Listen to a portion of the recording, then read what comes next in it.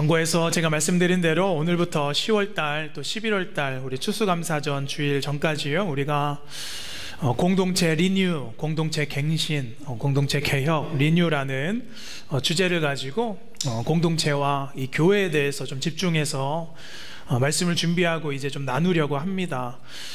올해 2023년이 벌써 마지막 분기로 이제 접어들었습니다. 올해 2023년 시작하면서 제가 하나님께 교회를 향하여서 받았던 비전, 그 표 여러분 기억나십니까? 살아나는 교회, 살아내는 성도라는 그 비전을 연초에 시작하면서 제가 하나님께 받고, 또 살아나는 교회가 어떤 교회인지, 또 살아내는 성도가 어떤 성도인지 여러분들과 함께 한 8주 정도의 말씀을 나눈 걸로 제가 기억이 납니다. 저는 하나님께서 올 한 해 가운데 우리에게 주신 이 비전이요, 그냥 연초에 반짝 이렇게 외치는 것이 되고 싶지가 않습니다. 그래서 이제 우리가 이 한 해의 마지막 분기에 접어드는 이 시점에 다시 한번 우리가 어떤 교회 공동체를 만들어야 할 것인가, 또 어떻게 만들어가고 있는가 좀 점검해보고, 특별히 제가 담임 목사로서 또 꿈꾸고 또 생각하고 있는 공동체, 이 안디옥 교회 방향성에 대해서 이 말씀을 중심으로 좀 차근차근 나누어 보려고 합니다. 그래서 추수감사 주일 전까지 저희가 한 6주 정도의 주일이 있는데요, 허락된 또 주일의 시간만큼 저 개인의 어떤 담임 목사의 마음이 아니라, 또 개인의 비전이 아니라 하나님께서 정말로 우리 교회를 통해서 원하시고 또 하나님께서 세워가시고자 하는 또 아름다운 교회로서 새롭게 리뉴되는 우리 공동체가 되기를 주님의 이름으로 간절히 소원합니다. 그래서 오늘 이 공동체 리뉴 첫 시간 첫 번째 말씀, 제목은요, 형제된 교회, 형제가 되는 교회라는 말씀의 주제로 하나님의 은혜 나누도록 하겠습니다. 여러분, 형제라는 단어를 들으시면 여러분께서는 어떤 마음이 드십니까? 우리가 이민 생활을 하고 미국에서 이렇게 살면서 주변에 형제가 이렇게 많으신 성도님들이 분명히 있을 터이고, 또 형제지간과 이렇게 오랫동안 또 떨어져서 저와 같이 또 이렇게 지내는 성도님들도 분명히 있을 것입니다. 이 형제라 하면 무언가 우리 마음 가운데 애틋함과 또 애잔한 생각이 이렇게 드는 것은 사실인 것 같습니다. 여러분, 성경에서 이 형제라는 단어가 참 많이 등장을 합니다. 제가 이렇게 세보니까요, 한 80번 정도 이렇게 등장을 하는데, 보통 이 형제라고 하면 신약 성경에서는 이 아델포스라는 헬라어로 단어가 쓰여지고요, 히브리어는 구약 성경에서 야흐라는 말로 쓰여지는데요, 이 성경에서 형제라는 단어가 보통 5가지 정도의 범주로 분류가 되는 것 같습니다. 먼저는 첫 번째, 혈육지간의 형제를 말합니다.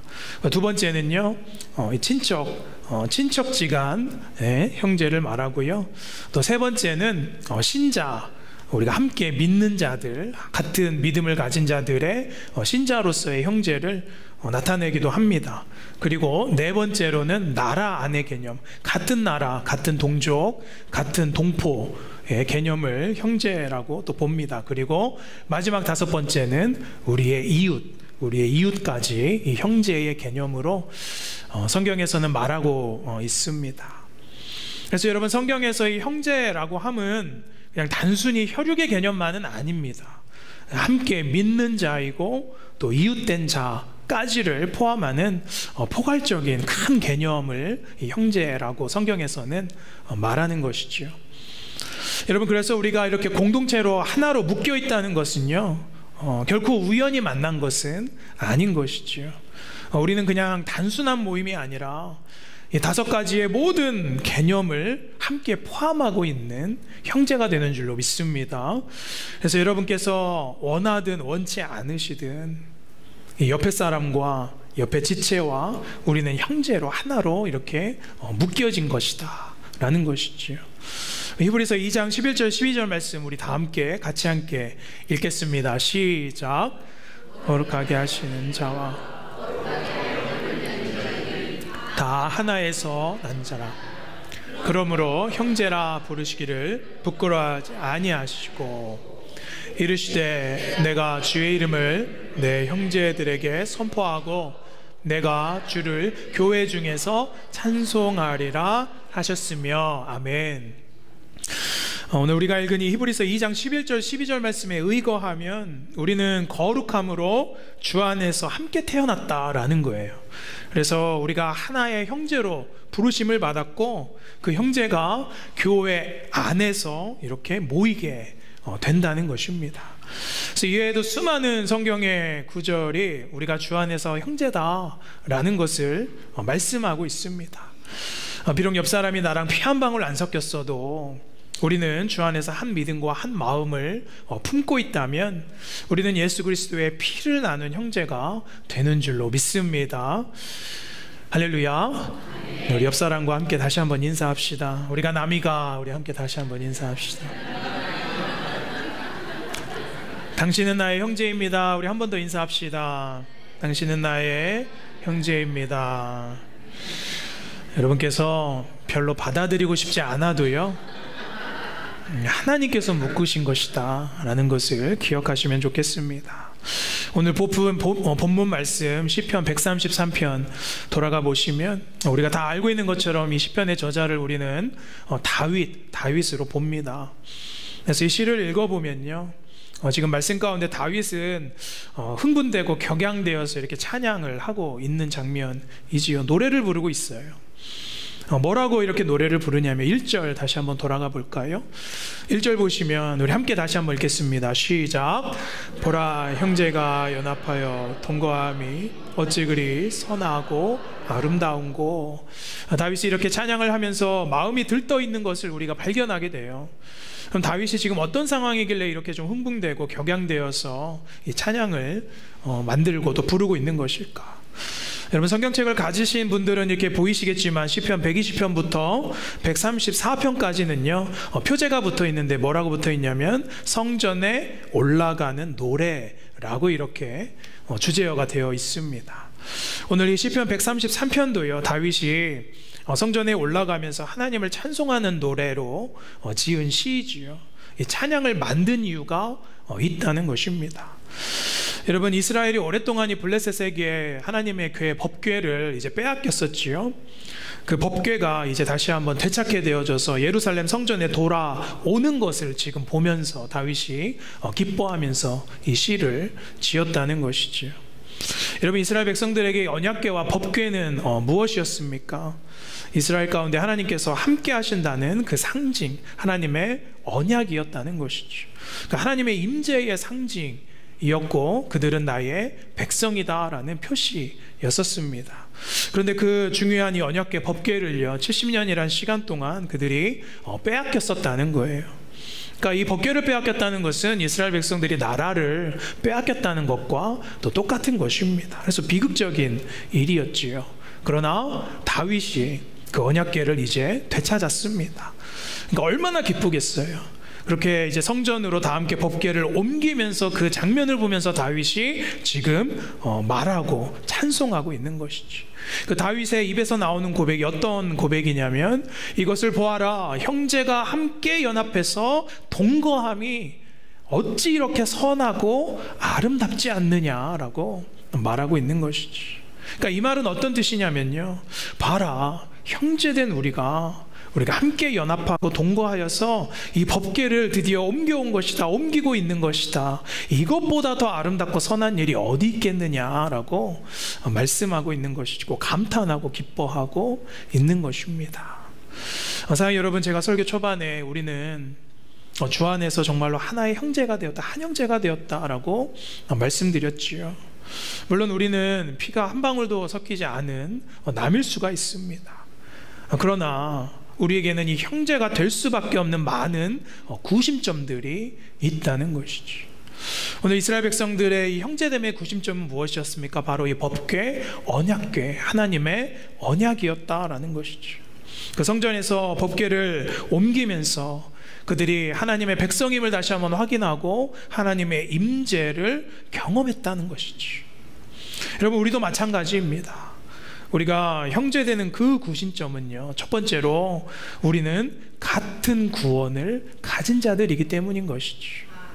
그 구원의 통로, 또 구원의 자랑, 우리가 예수 그리스도를 우리가 함께 바라보고 있기 때문에 우리는 주 안에서 형제가 되는 줄로 믿습니다. 그래서 우리는 예수 그리스도의 피로 하나가 된 것입니다. 그렇기 때문에 우리가 형제라는 것이죠. 오늘 시편 기자는 이 법궤, 이 언약궤를 옮기는 그 하나의 목적을 위해서 이스라엘 백성들이 한 형제가 되었고 연합하였다라고 말하고 있는 것이지. 그 형제가 되어서 그 하나님의 영광의 상징 법궤를 위해서 한 마음을 품는 것이 그들에게 있어서 너무나 아름다운 일이다. 그래서 오늘 1절 말씀해 보니까 그 형제의 구심점이 연합과 동거함이다 라고 표현되어 있는 것이지. 자, 여러분, 오늘 말씀이요, 이 연합에 대해서 강조하고 있는 것은 뭐 두말할 것도 없고요. 오늘 저는 특별히 이 단어에 집중하기를 원하는데요, 이 동거함이라는 단어에 좀 집중하고 싶습니다. 형제로서 우리가 동거한다라는 것이 어떤 것인가, 말씀을 통해서 조금 더 집중해 보려고 합니다. 첫 번째, 우리 같이 함께 읽겠습니다. 시작. 형제됨의 기쁨은 동거하는 것입니다. 형제됨의 기쁨은요, 함께 동거하는 것이다 라는 거예요. 오늘 본문에 쓰인 이 동거하다라는 단어를 제가 이렇게 보니까 야샤브라는 말로 쓰여 있습니다. 그러니까 말 그대로 함께 거주하다라는 단순한 뜻이에요. 그러니까 부부간에, 또 가족 간에, 또 형제지간에 함께 한 집에 거하는 것을 말합니다. 그래서 물리적으로 우리의 몸과 또 우리의 시간을 함께 공유하는 것, 그것이 바로 야샤브, 거주하다라는 뜻입니다. 근데 여러분, 제가 이 말의 어원을 이렇게 보았더니요, 이 말이 어디서 왔냐면 이 매복하다라는 동사에서 왔습니다. 매복하는 것. 매복한다라는 것은 우리 군대를 갔다 오신 남자분들은 이해를 잘 하실 텐데, 매복하다라는 것은요, 전쟁에서 우리가 적군을 이렇게 공격하기 전에 함께 같은 아군들이 한 장소에서 몸을 숨기고 매복하는 것이죠. 그 좁고 협착한 그 공간에요, 전쟁을 준비하면서 함께 머물고 있는 모습에서 이 동거하다라는 단어가 왔다는 것이죠. 여러분, 제가 이번에 한국에서 휴가를 보내면서 감사하게도 추석을 보낼 수가 있었는데요, 제가 결혼하고 처음으로 이제 한국에 들어가서 12년 만에 저희 형님 가정과 제가 자랐던 시골 본가에서 명절 추석을 보낼 수가 있었습니다. 너무나 감사한 시간이었고 또 즐거웠던 시간이었습니다. 근데 여러분, 그 중에 한 가지 제가 좀 아쉬웠던 게 하나가 있었는데, 제가 새롭게 이제 깨닫게 된 것이 있었는데요, 그 한 가지는 무엇이냐면 불편하다라는 것이죠. 뭐가 불편하냐, 제가 저희 형님과 어릴 적에 시골집에서 지낼 때는 잘 몰랐는데 제 본가 집이 이번에 가서 보니까 그렇게 작은 집인지 몰랐습니다. 그래서 저희 가족 4명, 저와 또 저희 아들, 등치가 또 크잖아요. 저희 아들이 2명, 4명과 또 형님 가족, 또 저희 형님은 아들만 셋인데 또 아들 가족 이렇게 5명, 조카들까지, 또 저희 어머니 화장실 하나 딸린 집에서 이 3박 4일을 이렇게 지내는데요, 마음은 행복하고 좋지만 사실 정말로 불편하고 또 협소한 겁니다. 그러니까 행복한 순간이지만 불편한 것은 사실이더라는 것이죠. 그래서 불편함과의 행복함이 공존하는 것이 형제지간의 동거였다라는 것을 제가 깨닫게 되는 것이죠. 여러분, 서로 편하기로 치면 서로의 집만큼 편한 곳이 어디 있겠습니까? 저희 첫째가 그러더라고요. 빨리 하와이로 돌아가고 싶다 라고 이야기를 하더니, 서울에 가더니 하와이를 안 가고 싶다 또 이야기를 합니다. 그러니까 편하기로 치면 서로의 집이 편하고, 저희 어머니도 혼자 계셨던 시간이 길기 때문에 어머니도 혼자이신 게 사실 편할 수도 있는 것이죠. 그러니까 행복하지만 불편한 것이 바로 동거하는 것이다 라는 거예요. 저는 이 형제지간의 동거함에 대해서 오늘 말씀 시편을 묵상하면서 작은 집의 같은 공간에 정말로 비록 불편하고 또 시끄럽고 분주하지만 서로 우리가 얽히면서 형제가 동거하는 모습이 우리 공동체가 꿈꾸어야 되는 모습이라고 저는 믿습니다. 이것이 바로 동거의 성격이라는 거예요. 자, 여러분, 성도의 동거함도요 이와 같다고 저는 믿습니다. 우리가 같은 목적을 가지고 매주 교회에 나오고 있는 것이죠. 우리가 그래서 함께 교제하고 이 자리에서 함께 예배하고 친교하고, 그러나 이것은 그냥 모였다가 흩어지는 것만이 아니라는 거예요. 우리가 함께 동거하는 것은 예수 그리스도를 바라보고 함께 우리가 한 가족임을 확인하는 것이 예배 자리이고 이 예배 교회의 자리인 줄로 믿습니다. 그러나 조금은 불편할 수 있겠지요. 내 집이 편하고 또 여러분의 살아온 방식이 저마다 다르고 내 생각과 이 옆 사람의 지체의 생각이 다를 수도 있는 것이죠. 배경이 다르고 관점이 다르고 정치적인 성향까지 다르고 삶의 수준마저도 다를 수도 있습니다. 그러나 우리는 그래도 예수 그리스도의 언약을 중심으로 동거하고 있는 줄로 믿습니다. 그것을 우리가 매주 확인하는 거예요. 그것을 하나님께서 우리에게 공동체로 부르신 목적인 것입니다. 하나의 전쟁을 준비하면서 좁은 벙커 안에 우리가 매복하면서 구원을 향하여서 또 하나님 나라를 향하여서 우리가 명확한 목적을 가지는 것이 우리가 이 자리에서 동거하는 목적이 되는 줄로 믿습니다. 자, 여러분, 현대교회는 이 형제됨이 얼마나 많이 깨져 있는지 모릅니다. 이 약화가 되고 있지요. 얼마나 많은 교회가 서로 분쟁하고 다투고 또 이해와 갈등으로 깨어졌는지 제가 일일이 설명하지 않아도 여러분께서 다 보고 계시다고 저는 믿지요. 여러분, 교회하면 세상 가운데 떠오르는 이미지가 무엇입니까? 분쟁과 갈등으로 세상 사람들은 인식하기 시작했다는 거예요. 여러분, 어떤 교회는 이 피아노를 오른쪽에 놓느냐 왼쪽에 놓느냐로 깨어진 교회가 있다라고 합니다. 사실이래요. 어떤 장로님께서 교회를 나오셨다라고 말씀하시길래 제가 왜 나오셨냐고 물으니까요, 목사님께서 예배당에서 기도할 때마다 하나님을 자꾸 당신이라고 표현을 한다는 거예요. 그것 때문에 교회를 나오셨다는 겁니다. 근데 여러분, 교회뿐만입니까? 피를 나눈 가족도 형제도 이 돈 문제 때문에 자존심 문제로 서로 보이지 않는 형제지간이 되었다는 것이 사실 남의 집 이야기는 아니라는 거예요. 물론 잘못된 것을 우리가 바로 잡아야 하기는 하지만 사랑하는 여러분, 이 형제됨의 가치는 포용이 되는 줄로 믿습니다. 여러분, 배우자가 여러분을 포용해 주시고 이해해 주었기 때문에 여러분께서 그 자리에 있는 것이고, 여러분 가족이 여러분을 포용해 주고 이해해 주었기 때문에 여러분이 그 동거함으로 지금까지 그 자리에 있다라고 저는 믿습니다. 여러분, 주님께서 그렇다면 우리를 어떻게 포용해 주셨습니까? 우리가 죄인이었을 때에 이 죄인을 하나님께서 포용할 방법이 없어서 자신이 죽으심으로, 예수 그리스도께서 이 땅에 오셔서 죽으심으로 말미암아 우리를 포용해 주시고 용납해 주신 그 은혜를 우리가 알면 우리도 옆의 지체와 동거할 수 있다고 저는 믿습니다. 그래서 하나님께서 그 동거함을 보고 그것은 너무나도 선하고 아름답다라고 말씀하고 있다는 것이지요. 그래서 이스라엘 백성들은 이 법궤를 중심으로 연합하고 함께 했지요. 하나님의 언약이었습니다. 그 언약이 그들이 함께 연합하고 동거하고 힘을 쓰는 목적이 되었다는 거예요. 마찬가지로 우리 가운데도, 우리 공동체 안에도 우리 가운데 힘쓰고 지켜야 할 언약이 있다는 것입니다. 그래서 무엇이냐면 그 새 언약은 바로 예수 그리스도가 되는 줄로 믿습니다.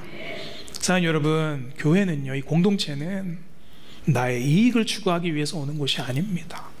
다 좋으라고 모이는 것도 아니고요, 내 개인의 신앙이 성장하는 것은 맞지만 나만 은혜 받으면 다가 되는 것이 절대로 공동체가 될 수는 없습니다. 여러분, 우리에게는 한 곳을 바라보는 목적이 있고 연합해야 하는 목적이 있습니다. 그것이 바로 새 언약이다라고 하는 것이죠. 누가복음 22장 20절 말씀 이렇게 나와 있습니다. 저녁 먹은 후에 잔도 이와 같이 하여 가라사대 이 잔은 내 피로 세우는 새 언약이니 곧 너희를 위하여 붓는 것이라. 여러분, 예수 그리스도의 십자가 그 피로 우리에게 형제됨이 지켜져야 되는데 우리에게 새 언약이 생겼다는 거예요. 그것은 아무도 깨지 못한다는 것입니다.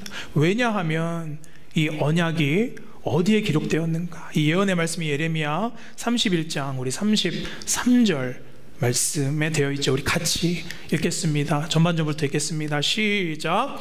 그러나 그날 후에 내가 이스라엘 집과 맺을 언약은 이러하니 곧 내가 나의 법을 그들의 속에 두며 그들의 마음에 기록하여 나는 그들의 하나님이 되고 그들은 내 백성이 될 것이라 여호와의 말씀이니라. 아멘.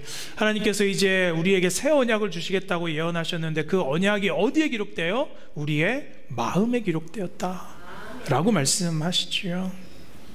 그래서 오늘 시편 기자가 말하는 형제가 연합하고 동거하여 아름답게 되었다라는 것은요, 서로가 이제 그 성전이 되어서 함께 지어져 가는 관계가 되었다라는 것을 말합니다. 그래서 엄연히 이 성전은 교회라기보다는 사실은 이 예배당이라기보다 여러분 각자의 마음이 하나님의 성전이 되는 줄로 믿습니다. 왜냐하면 언약궤 안에 그 언약, 그 법궤가 성전이 되는 것이죠. 그래서 여러분 각 성전이 이렇게 함께 모이는 것이 그것이 주 안에서 형제된 교회가 되는 것이죠. 사랑하는 여러분, 저는 이제 앞으로 몇 주 동안 이 공동체와 교회가 정말로 새롭게 되는 것, 리뉴 되는 것에 대해서 좀 나누어 보려고 합니다. 그렇다면 교회가 정말로 갱신되고 변화되고 또 트랜스폼 되고 리뉴 되려면 가장 먼저 회복되어야 되는 것이 무엇인가? 제가 말씀을 준비하며 기도했을 때 그것은 다른 것이 아니라 우리가 먼저 형제가 되어야 된다는 것이죠. 그냥 형제로 우리가 묶인 것이 아니라 각자에게 있는 언약 예수 그리스도의 피를 나누었다는 것을 우리가 기억해야 되는 줄로 믿습니다. 그것이 우리가 함께 모여서 떡을 떼는 주의 만찬이고 또 성찬이 되는 것이겠죠. 그래서 서로를 바라보는 우리의 마음과 우리의 시선이요, 이제 어떻게 변해야 됩니까? 이 사람 안에 거하시는 하나님을 바라봐야 된다는 것이죠. 여러분, 이 사람도 하나님께서 거하시는 하나님의 전이구나, 하나님의 성전으로 우리가 서로를 바라봐야 된다는 것이죠. 여러분, 우리가 예배당에 물건 하나만 주님 앞에 봉헌하더라도 얼마나 구별된 마음으로 또 얼마나 조심스럽게 경건하게 여깁니까? 제가 어릴 적에 이렇게 어머니께서 집에 있는 쌀, 성미를 이렇게 뜨셔서 기도하는 마음으로 누구를 위해서 항상 기도하실 때 성미를 뜨셔서 주의 제단 앞에 이렇게 정성스럽게 드리는 모습을 제가 보면서 자랐는데, 쌀 한 줌을 뜨더라도 우리가 성전 앞에 주의 제단 앞에 둘 때 얼마나 구별되고 기도하는 마음으로 뜹니까? 가져다 놓지요. 여러분, 성전에 하나님의 전에 여러분 지체가 각게 모였다는 것은요, 그 사람도 성전이고 내가 성전이 되어서 우리가 하나의 하나님의 전을 만드는 것인 줄로 저는 믿습니다. 그래서 옆 지체가 주의 성전이라면 우리는 그 사람을 함부로 대할 수가 없는 것이겠지요. 저는 우리가 이 말씀을 통하여서 서로 동거하는 기쁨을 찾으시고 나누시기를 주님의 이름으로 간절히 축원합니다. 자, 두 번째 말씀 같이 읽겠습니다. 두 번째, 시작. 형제됨의 복은 영생입니다. 형제가 되는 복은요, 영원한 생명이라는 거예요.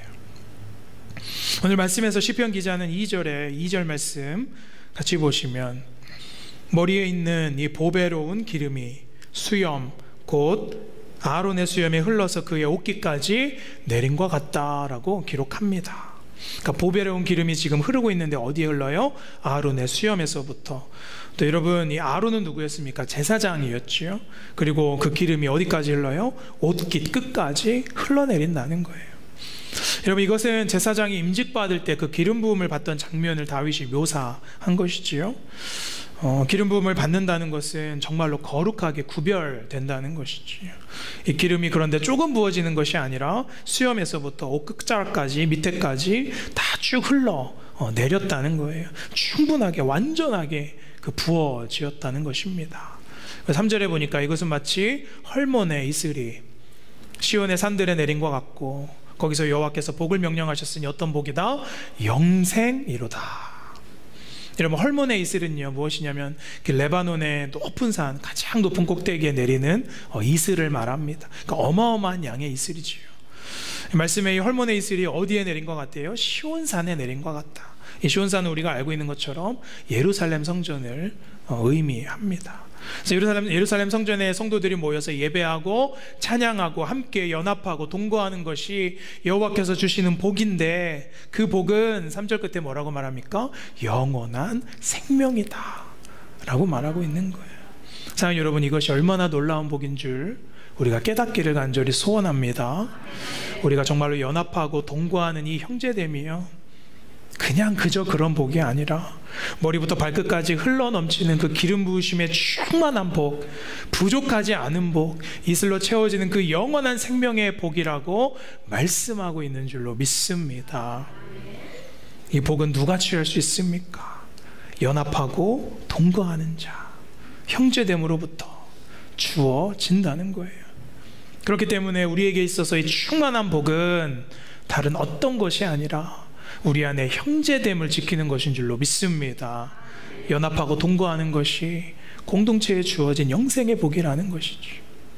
여러분, 그래서 성도의 모임이요, 그래서 아름다운 거예요. 여러분, 교회는요 절대로 개인일 수 없습니다. 점점 교회가 이 개인의 신앙이 중시되는 것을 봅니다. 그러나 주님께서 뭐라고 말씀하십니까? 마태복음 18장 20절에 우리 함께 읽겠습니다. 시작. 두세 사람이 모인 나도 그들 중에 있느니라. 내 이름으로 모인 공동체 안에 예수 그리스도께서 있겠다라고 말씀하시죠. 또 히브리서 10장 25절 말씀에 모이기를 패하는 어떤 사람의 습관처럼 하지 말고 오히려 권하여서 그날 마지막이 가까울수록 볼수록 우리가 더 모이자라고 말씀하고 있는 거예요. 오순절 다락방에 성령께서 임하실 때 어디에 임하셨습니까? 개인의 심령 가운데 임하셨지만 공동체 안에 임하셨다는 거예요. 그래서 성령의 체험은요, 지극히 개인적인 것이 맞지만 성령의 임재, 하나님의 임재, 예수 그리스도의 오심은 항상 공동체성을 가지고 있다는 거예요. 그것이 바로 형제된 교회 안에 하나님께서 주실 복이라고 저는 믿습니다. 여러분, 개인 기도 정말로 좋고 또 개인적으로 예배하는 것 좋지만 우리가 형제로 교회가 된 것을 우리가 절대로 회피할 수는 없는 것이지. 저 사람 마음에 안 든다고, 너 목회자 별로라고 이 형제됨의 교회를 깨트릴 수도 없고 또 우리가 교회를 소홀히 할 수도 없는 것이지. 사랑하는 여러분, 저는 우리 공동체가 다시 리뉴되고 갱신되기를 주님의 이름으로 간절히 축원합니다. 무엇보다 먼저 우리 서로 간의 그 형제됨이 다시 회복되어지기를 간절히 소망합니다. 그래서 바울은 예수 그리스도의 마음을 품는 것이다 라고 빌립보서에서 말합니다. 제가 한국에 가보았더니 요즘 1인 가정, 또 1인 식당에도 이렇게 가보았더니 항상 이 1인용 또 이렇게 준비가 다 된 것을 보게 됩니다. 개인주의적으로 사회가 점점 변해가고 있는 것을 제가 봅니다. 또 개인적으로 미디어 1인 교회가 또 생겨나기 시작했다고 합니다. 난 이 교회도 싫고 저 교회도 싫다, 난 그냥 혼자 인터넷으로 예배드리겠다라는 그 1인 교회가 생겨난다고 그래요. 근데 여러분, 집에서 편안하게 예배하고 그냥 혼자 예배드리는 거 참 좋지요. 그러나 개인 교회는 성경적이지 않습니다. 홀로 예배드리는 것은 가능하지만 교회는 절대로 혼자일 수 없는 것이지. 여러분, 하나님 나라는요 공동체이고 관계로 이루어짐을 믿습니다. 그래서 지금 부트먼이라는 목사님께서는 교회는 관계다라는 책을 쓰셨는데, 이 목사님은요 이 책에서 그리스도인은 처음부터 혼자인 적이 없다라고 말합니다. 그래서 우리는 관계를 맺도록 지음받았고 관계를 회피할 수도 없다 라고 말하면서 이 책에 이러한 표현이 있습니다. 진정한 영적 성숙은 성경 지식을 갖는 것도 아니고 예배 횟수, 예배의 연수도 아니고 관계로, 진정한 영적 성숙은 관계로 맺어지는 열매로 보여진다. 하나님의 계획은 항상 어디 나타나요? 관계로 나타난다라고 말하고 있어요. 사랑하는 여러분, 정말로 교회가 보기에는 부족하고 또 그 사람 부족하고 완전해 보이지 않아도 여러분, 우리가 이 형제됨을 포기하시면 안 되는 거예요. 하나님은 그 끊어지지 않는 관계를 통해서 우리 안에 역사하시고 또 여러분을 성장시키시고 그 관계를 통해서 여러분 가운데 응답을 허락하여 주시는 줄로 믿습니다. 그래서 마가복음 3장 35절에 뭐라고 말씀하세요? 누구든지 하나님의 뜻을 행하는 사람이 곧 내 형제요 자매요 어머니다 라고 말씀하고 있어요. 우리는 한 마음으로 하나님의 뜻을 행하는 자들이기 때문에 형제요 자매요 어머니, 믿음의 어머니가 될 수도 있는 것이지. 여러분, 교회 안에 혹시 여러분께서 깨어진 관계가 있습니까? 저는 이제 앞으로 이 공동체 리뉴 설교를 몇 주간 나누면서 여러분 간에 그 깨어진 관계가 다시 회복되어질 줄로 믿습니다. 우리 가정 안에 혹시 여러분 깨어지고 소원해진 형제의 관계가 있습니까? 네, 여러분, 하나님께서 정말로 우리 가운데 가장 보고 싶어 하시는 것은요, 하나님께서 우리에게 선하고 아름답다라고 말씀하시는 것은 다른 것이 아니라 우리가 한 형제가 되어서 연합하고 동거하고 함께하는 것이다 라고 오늘 말씀에서 가르쳐주고 있는 것이지. 그래서 우리가 한 마음으로 끝까지 동거하는 거예요. 서로를 포기하지 않는 것입니다. 목적이 같기 때문이에요. 그래서 연합해서 형제가 되는 것이 교회가 갱신되고 공동체가 개혁되는 길이라고 저는 믿습니다. 언약으로 묶인 각자의 성전이 함께 모여서 그 형제됨을 한 주 동안 우리가 지켜가면서 그 형제됨을 회복하시는 저와 여러분들 되시기를 주님의 이름으로 간절히 축원합니다.